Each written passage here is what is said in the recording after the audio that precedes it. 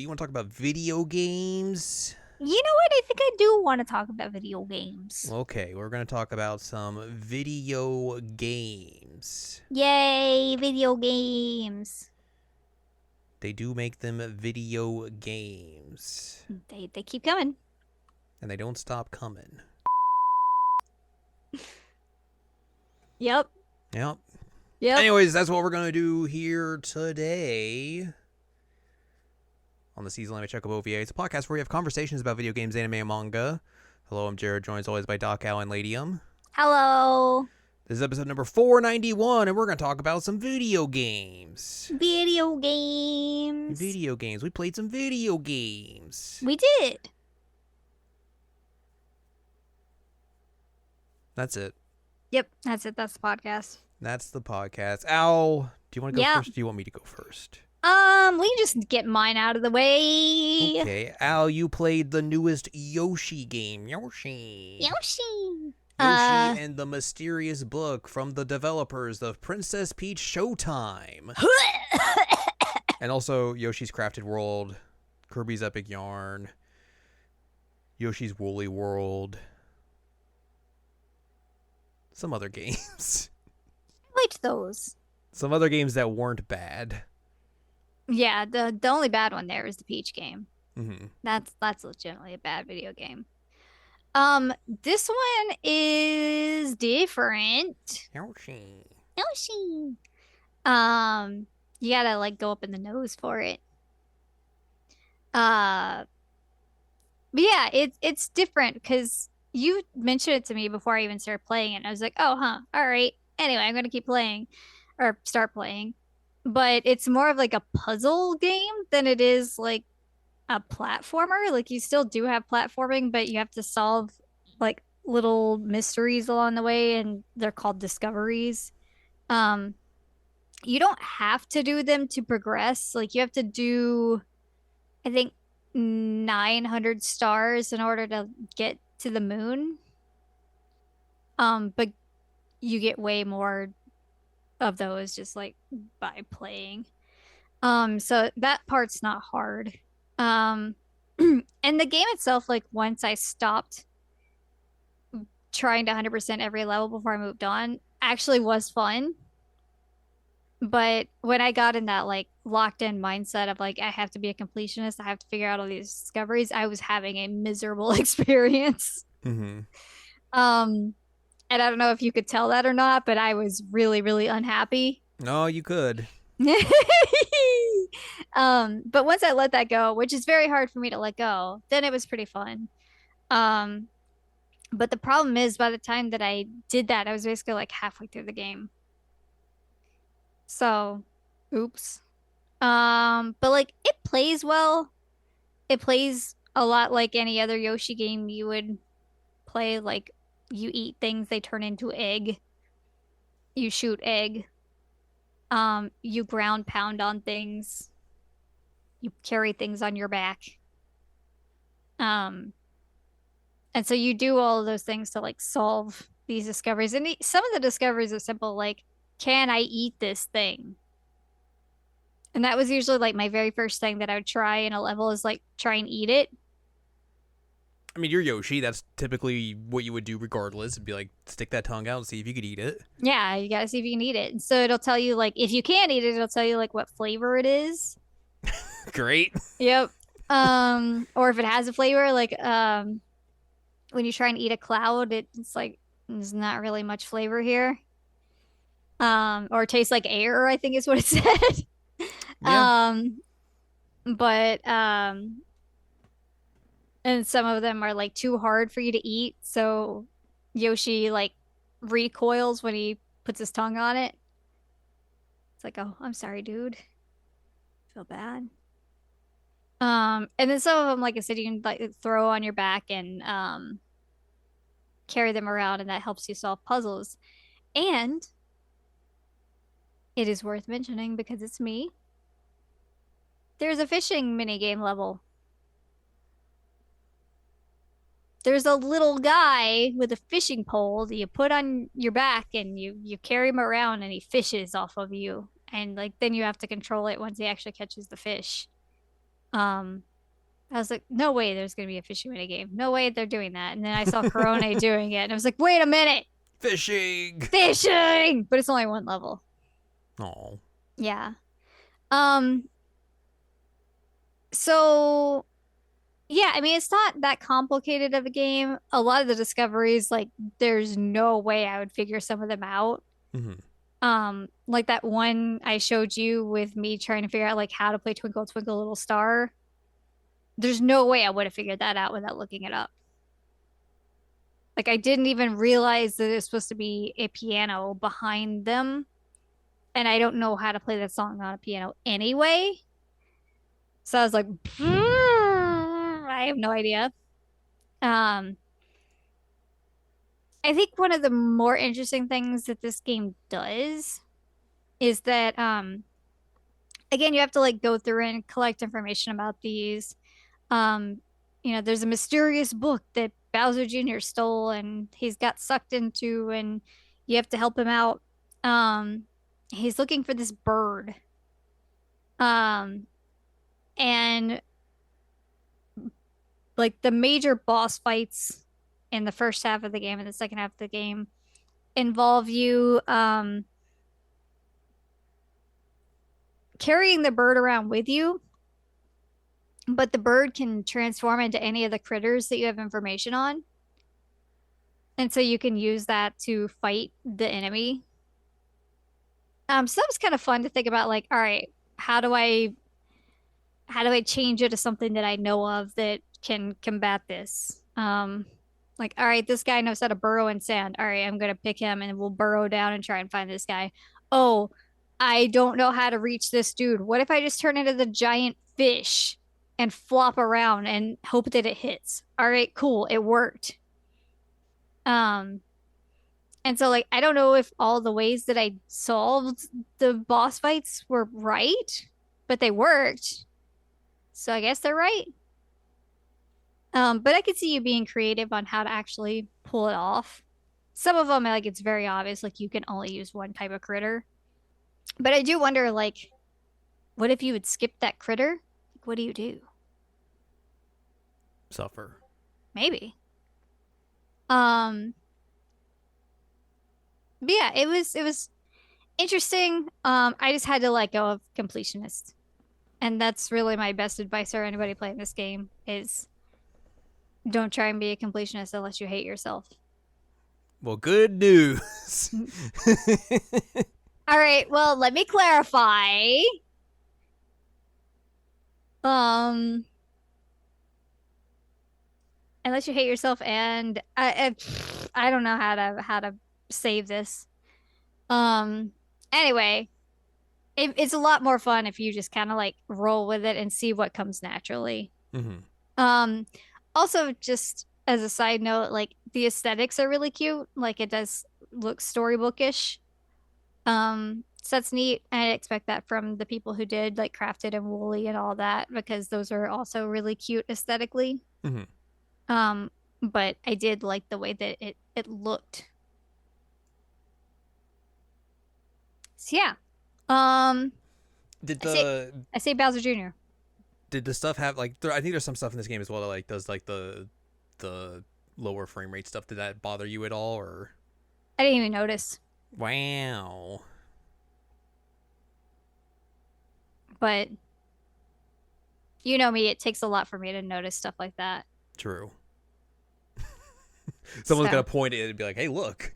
You're like, "Oh." Or it's just like so miserable of an experience. I'm like, "Oh, I can't do this." Yeah. Like us playing mixtape bothered me more. Yeah. Than this did. But yeah, I never noticed any issues. Oh, and that's good for you, at least. Yeah, that is good for me. I don't know if it's good for everybody else, but like I'm pretty easy to please. So cute game. It's okay. I mean, it could be worse. Yeah, it could be worse. It's not the worst Yoshi game I've ever played. It's not the best Yoshi game I've ever played. It's just kind of a Yoshi game. It could be Princess Peach Showtime. No, that's legitimately a bad video game. I don't want to play that ever again. No, you do not. Ugh. That's what you do when you really hate yourself. You play Princess Peach Showtime again. No, get it away. All right, so here's the thing. If I ever start playing that game again, call a crisis center or my brother or something, because you're like, something is very wrong with her. She needs help. Warning signs. She's playing Princess Peach Showtime willingly again. It's gonna be that or like one of the terrible Otomes on the list, like Burishana or Verche Evermore. Yeah, that one. If I ever boot up Verche Evermore or again, you like buy the fan disc and be like, uh-oh. Bree-woo. Call it, get like a sanity check or a wellness check. I need a welfare check. She's playing Verche Evermore. My friend's playing bad video games. So, you could do worse than this game. True. Yeah, you could play Verche Evermore.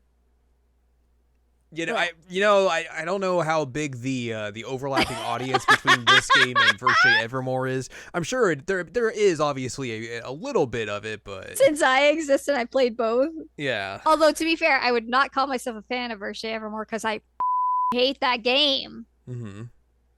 Ugh. Although it did save me money because I didn't have to buy the fan disc. So it's always good. It did me one favor, I suppose, by making my life miserable while I was playing it. Anyway, Yoshi. Or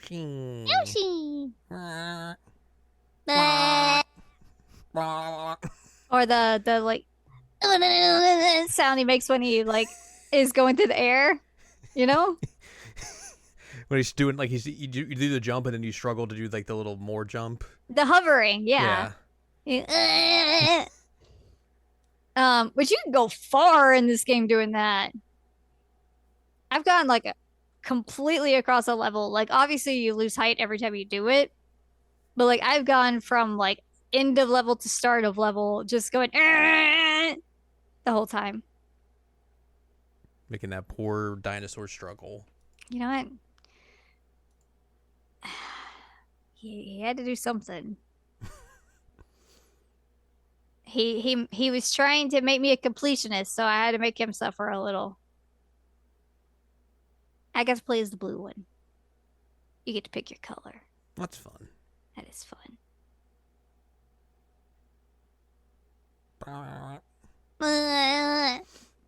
Well, that's Yoshi. He made a new video game and it's out. Mm-hmm. I'd say wait for a sale, but like Nintendo games never go on sale, so good luck with that. Good luck with that. Yeah. And also you have to have a Switch 2 for it. Is it not a Switch 1 game? Mm-mm.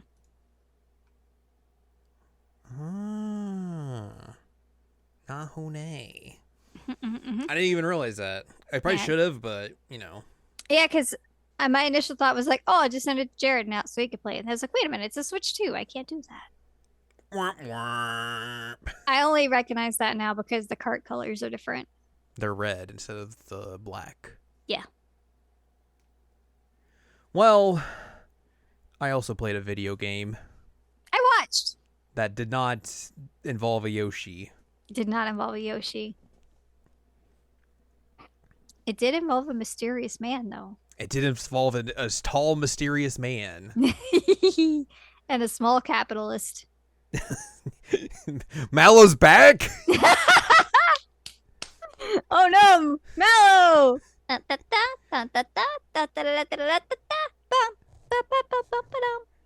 Yay. Everybody's favorite little weirdo. Yep. He's not here. No, unfortunately not. Bleh. Yeah, so I played inKONBINI. One Store, Many Stories. Mm-hmm. Which is a video game set in 1993 where you're working at a Japanese konbini for a week while your aunt takes a break and you're out of school for a little bit, so you're here to work at the convenience store in a small town and learn about how it is to work the night shift at a convenience store in a small town in the early 90s. Mm-hmm. Yeah, that's the basic premise of the game. And you go around, you work this convenience store. You have to make sure the shelves are stocked, make sure everything's in the right place, or the people will comment on it and be They like, will. I don't know about this. I don't know about this. What are you doing? You got to make sure the items are facing the right way. Mm-hmm. Or they're pulled forward. You got to clean up the shop when it's messy and all over the place. You got to call in orders so you can get more stock and restock stuff. And then also you got to help your patrons and learn about their stories. Mm-hmm. The many stories, if you will. The many stories as you learn to work in the convenience store. Mm-hmm. Yeah, I mean, like it's at first glance you might think this is like a sim type game, but it really isn't. It's way more it's not as hardcore as that is, and it's obviously a lot more chill in terms of like you kind of go at your own pace and everything. Yeah. Like the patrons can just like be in the store yelling at you that they need help, and they'll just stay there and yell at you need help until you actually go and help them. They won't just like up and leave if you don't go and help them. Or they'll wait outside until you're ready to open and just stare at the door. Yep. Oh, it's raining and I'm just gonna sit here and stand and wait for the door to open. All right. Guess I'm just doing that. Like that one, the mysterious man stood there looking in for a long, long time. He did. Like, I'm busy. I was like, oh my God, is he okay? And then he came in and he's like, all right, everything's fine. Except for he didn't say anything because he doesn't say anything. He doesn't say anything. But yeah, like it's a game that you move at your own pace. You work at your own pace. You make sure you progress at your own pace. Which makes it very interesting because, like, I've worked a retail job of this nature before, so I'm familiar with stocking the shelves, making sure everything looks proper and everything, ringing people up on the cash register. Mm-hmm. So like it brought back a lot of memories of that, but like I was kind of worried of like, oh, this is gonna stress me out maybe, and like. It does it a little bit here and there when like some of the later days where you're just like you have to like go to get a lot of stuff done. But again, like the game does not punish you for like not doing things or like taking your time and doing things. It's just like, hey, you're going to do this at your own pace. That is the game we are making here. It is the pace we want you to have. You can go as fast or as slow as you want, and no one's gonna get mad at you. So that does help a lot in the long run when you're trying to do things. Like there are things that are a little bit more timed in terms of like if you wanted to get like specific like trophies or achievements and all that sort of stuff. But for the most part, you can just, like I said, just do things at your own pace and be totally fine and have no problems whatsoever. Mm-hmm. And like there's a nice calmness to just like work in this convenience store and it's the middle of the night and like you're not gonna have that many people coming in or anything, so you have time to just like run around and make sure everything is in its proper spot and everything. And over the course of the week you learn about the store itself, like the history of it, and also just like you become very familiarized with like how the store is set up. You immediately are able to start spotting like, okay, this is in the wrong spot, let me grab this, put it in the right spot immediately. And like it just kind of becomes a second nature to you in a way. Mm-hmm. And it was a fun time in terms of like just playing the game and everything, just seeing how we were able to make the store look fancy and nice, so people wouldn't yell at us when we may have goofed and did something wrong or had something in the wrong spot accidentally, because we were just like chaos. Or just watch the chief like stare at the drink cabinet for like 3 hours and you're like, buddy, what are you doing? We already got you 40 drinks. 40 drinks and he's still staring at the drink. More. He's still at the soda thing like, It's like, buddy, no. You don't need that. So yeah, like the gameplay stuff is really fun. It just like it's a relaxing in an interesting sort of way and all that. But the main crux here, of course, is the fact that you're learning about these characters and, why they come to the store at night or what their deal is, why they're here at this particular point in time and everything. Like you play as Makoto, who's the niece of the owner of the store, and she's just here on college break. She's here because her aunt's just taking a break from the store, and she needs someone to cover the night shifts and everything. And you're kind of just a fish out of water at first until you start learning and everything, and then you were able to like learn things through the other employees' notebooks that they write stuff down in. The other employees will also leave you like post-it notes here and there to be like, hey, we need this, and this done. Can you grab this, and this from the back and put it out there? Put this stuff on sale or whatever. Or just like they'll leave you nice little encouraging notes as well, just be like to kind of like help you keep going and everything as you're or drawings as you're working through the week and everything. It's very cute, which is fun. And then you can learn more about your aunt as you like have phone calls with her throughout the week and everything, and learn more about just like what you need to do when you're in terms of working the store. And then also again you're learning about the characters that come in and everything. Like the first character you meet is Chief, who's an older dude who's friends with your aunt, who they're having a bit of a tiff. They're not talking to each other, so he's coming in at night to avoid her. And he's also just a dude who very much believes in like luck and omens and all that sort of stuff. And through the week you learn like more about him, more about how him and your aunt like became friends and everything, and why they're having an argument and all that sort of stuff. And you also kind of help him out in terms of like not relying on luck and all that sort of stuff anymore. Seeing the good and just letting things flow in your daily life and everything, and also making sure you don't let him give his cat milk because it'll poop itself. Which it did. It itself. And I told him it would. Did he listen? No. It's like, don't give your cat that. Don't do it. And he's like, what if I give my kitty cat this milk? I think that's a good idea. Me. No. He's going to itself. But yeah, you basically help him with that, and then also like help him fix his relationship with your aunt and everything. You meet Satoshi, who's a young kid who comes in the mornings. He's a capitalist. He's a capitalist. He has a delivery job where he delivers goods to a bunch of the elderly people in the town. They give him stuff that they need, and he goes and buys it in the morning, and then rides off at his little scooter. Which he parks inappropriately every single time. He does park inappropriately. You're not wrong. So you have to like you were also like you knew him as a kid, as like when he was much younger and everything. So you're like helping him learn, like have more ideas about this business and everything, helping him find all the stuff he needs and everything, including like stuff that he may not know about and all that jazz. And we don't know either. Yeah, we don't know either. You help him make a poster for his company, so the other people can see it, and people just coming into the store whenever they'll learn about it and maybe help him out.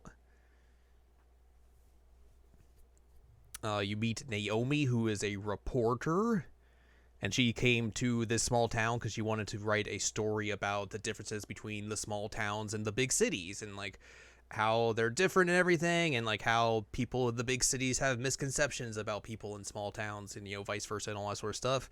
And you get to talking about stuff, you help her find all the goodies she needs, and like you also influence whether or not she stays in the town or moves away through your actions and all that sort of stuff. And you also connect her with Satoshi in order to have him be interviewed about his business and everything, as a way to like, here's a fun little tidbit from this small town in the newspaper. And then you also help her out in terms of determining whether or not she wants to like go write books instead of being a reporter and all that jazz. And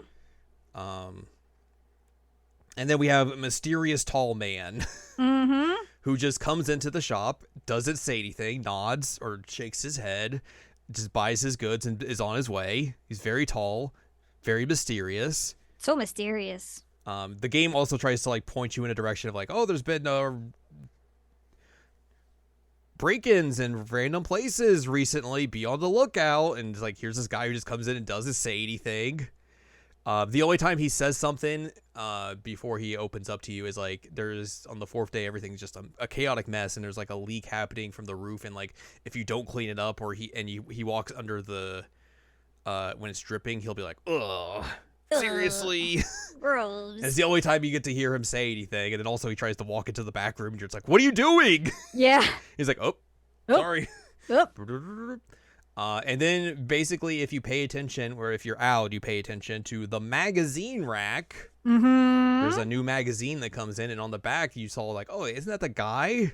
And then we came into the store and looked on the back of it and like, oh, it was a dude who looked just like him. Like, is he been in jail? And we're like, huh? And then you just learn like, oh yeah, he's just a musician who's kind of on a break, just came to this town to, you know, flee from everything and just get his head straight and all that sort of stuff. And he noticed when he first came in that by the register there's a rack of cassettes, and he noticed that some of his music was there, and he was like, oh, I don't want to be recognized or anything, so I'm just gonna keep quiet and everything. But also Bakuto's like, yeah, I had never heard your music before, dude. Yeah, I don't know. I don't even know who you are. He's just like, okay. Can I write a song in your store? So he's like, hey, can you just keep this between us? And then Satoshi comes in and is like, oh my god, you're him. And like everyone else comes in and is like, hey, I know who you are. But yeah, he comes in on the last day. He's like, yeah, I'm just going to come in here and just chill and write a song. Thank you for being so nice to me and everything. You also learned from your aunt that like she's thinking of like closing the store down because like she's just getting older and just doesn't have it in her anymore to really feel like she can run the store and all that sort of stuff.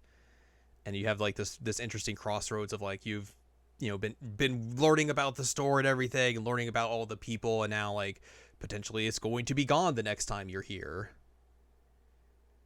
You also learn like through like the notepads and everything through like about some of the other people that work there and like their stories. There's the dude who runs the mysterious hotline that also you work with. There's Charlie.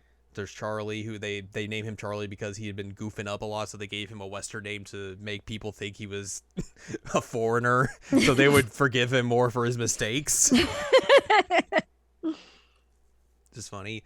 There's the hat you find. You can wear the hat all the time, and everyone will be like, wow, cool hat. Love that hat. And they're like, yeah, it's a great hat. It's a cool hat.